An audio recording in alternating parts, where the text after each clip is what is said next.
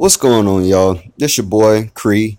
Um, I just wanted to go ahead and give my thoughts and theories on what happened at the end of Euphoria episode 8.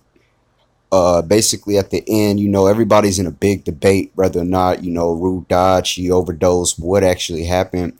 So I went back and I watched episode 1.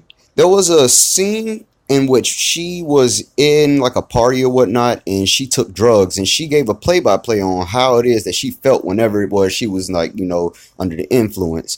So basically, she went to explain that whenever she took the drugs, she all her problems would disappear, and basically she would let out that last breath, and then everything would just stop. There would be a moment of nothingness in which she felt nothing. And after that 2 seconds, everything would come rushing back. Now, if you pay attention at the end of the video, there's a little, it's like a point five seconds to a 1 second moment when she actually does let out a breath, and you can actually see it. I guess it's cold out there, and you can see the cold breath leaving her body, and then she falls. It's actually a exact mirror to what she said. Now I wish I could actually go through the video and do a play-by-play, scene by scene, and explain basically, compare and contrast to that episode to this video. But I'm gonna just try my best to explain it. Now, if you go back, you'll notice that there was a scene, the spinning room scene, where she was, bumping into the walls and everything. The room was spinning, and she was the only one moving around. That is an exact mirror to the beginning of the music video portion of the episode at the end, where she takes the drugs, she stands up, and then she starts bumping into the walls again. The only difference is, the room isn't spinning. But if you notice, in the first episode, when the room was spinning, she was walking through the halls and nobody was paying attention to her. The same thing happened at the end of this episode when she started bumping into the walls, walking through. The mom and her sister weren't paying attention to her. And also, when she got to the part where you can see on the screen, where everybody's like the church choir and everybody's in red dancing around her, and grabbing her and stuff. It's basically, from my perspective, a reminiscent, like the colors that they're wearing are reminiscent of like blood. Basically, the people are representation of her blood, and if you notice, they're moving in unison, just like your blood would in your body as circulation. Then you have the portion of the song where the choir comes out with the instruments. In my perspective, that represents the drugs in her system. You know how the drug gets into your bloodstream and your blood starts pumping, and the instruments represents that, like that pounding sensation that you get when you take drugs or whatnot.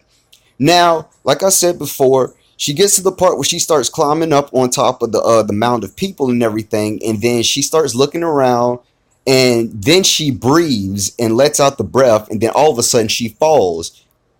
That is an exact mirror of what she said sitting on the couch when she took the drugs, and then everything went silent for that 2 seconds, and then her heart started beating again, and she inhaled and everything came back. But the difference is here, we just got that first portion of it where everything went silent. And then the guy says until then, meaning that basically until that breath comes back into her and everything comes back again, and she has to restart living back into reality. It's crazy how she basically explained this to us, and as we went through each episode, we kind of like forgot about it. It went to the back of our minds. So when we got here, it's like we started seeing all these different, like scenes and everything, and we kind of lost focus of that. Now, another thing I wanted to point out is she also said that she is not the most reliable narrator. That line stuck out to me so much. It was mind-boggling, because we get to this episode where she is no longer the narrator, and the timeline for the episode is all over the place. Now, if you pay attention, people are confused, like, oh my God, what the hell's going on? The dance is the last event of that day.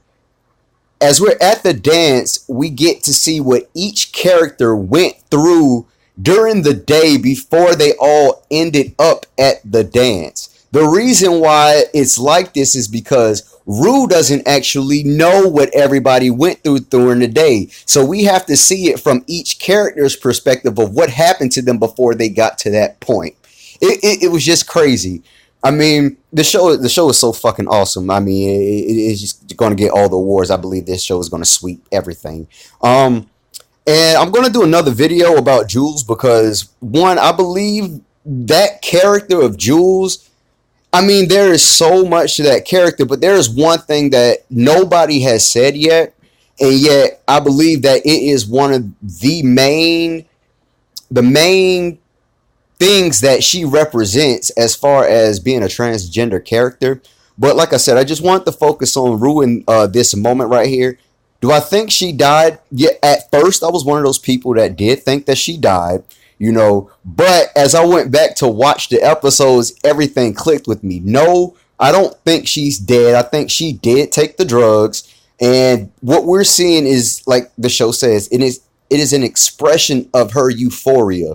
And also in shows like this, the creators use songs, because like certain songs in certain moments, because the lyrics actually describe what's going on into the scene. Like you have shows like let's see, like Black Mirror. Black Mirror is a good show that does that all the time. They will play a song at the beginning of the episode that actually gives you a hint to what's going on. My favorite one of those, a prime example of that, is the episode Black Museum, where they play the song I can't remember the name of the song off the top of my head, but it was letting us know that at the beginning that the mom was always close to the daughter, and then at the end of the episode you see spoiler alert. I'm sorry, y'all. Spoiler alert for the Black Mirror episode. But you see that the mom was actually a cookie inside of the daughter's head, and that she was always there with her.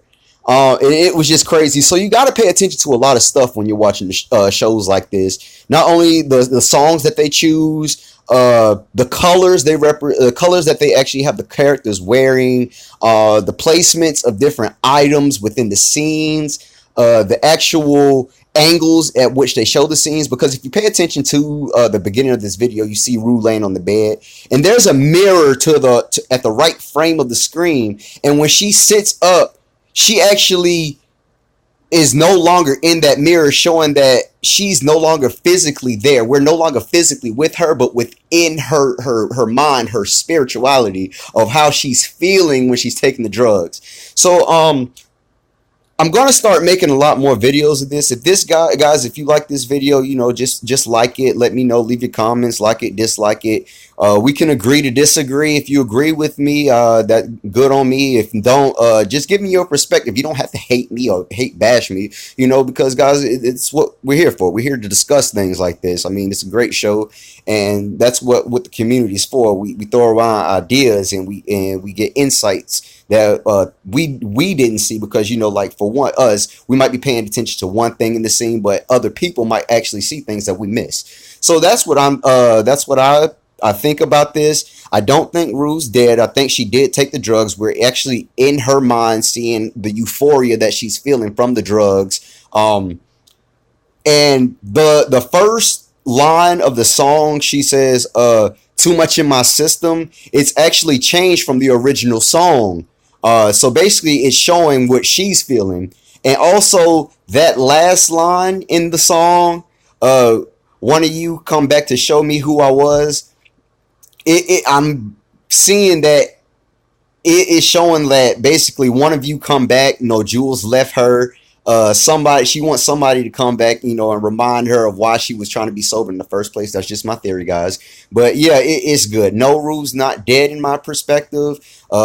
I can't wait for season 2. So if you guys like this video, let me know, and I'll make more video. I actually start making breakdowns of each episode. I go back through each episode and give my synopsis and how I feel about it.